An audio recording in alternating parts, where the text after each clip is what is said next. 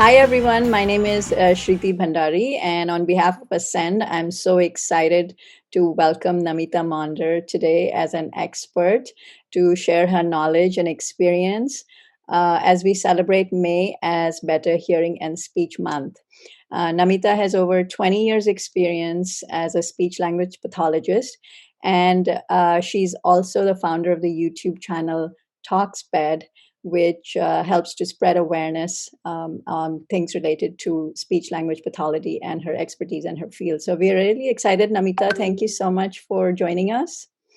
Thank you so much, Shruti, for giving me this opportunity. It is very humbling and a privilege to talk on behalf of my fellow speech language pathologists and share my passion as well as my work with all of you today.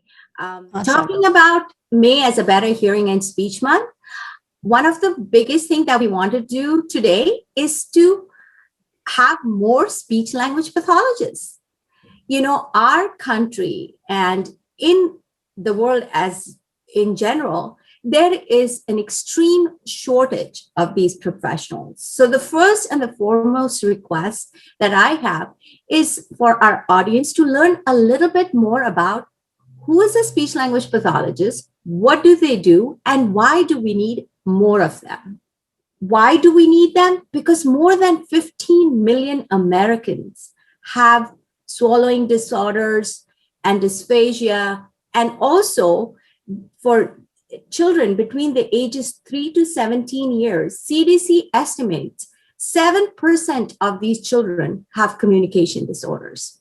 Also, working in the school setting, we are noticing a very high increase in the speech and language impairment area.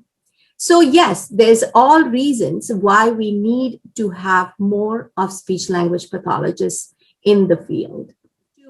How the scope and practice and roles of speech language pathologists are, they are treating language and speech disorders as one of the main areas of concern that come up in a school setting.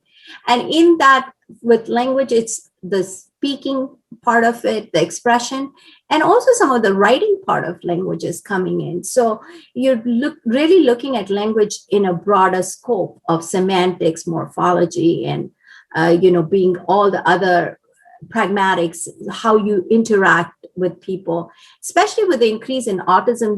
That social communication deficit stands out, and speech language pathologists are the experts who really can understand and also help them generalize that knowledge and skill, social skill in different settings. So they're the ones who can be the bridge between the family, the work environment, or any other need that the individual may have to socially relate and connect. Because when the context changes, the social context changes, the way we use our vocabulary, the language that we use, the content of the language may also change. So that is a challenge. So again, social communication disorder is a big area that speech language pathologists work with.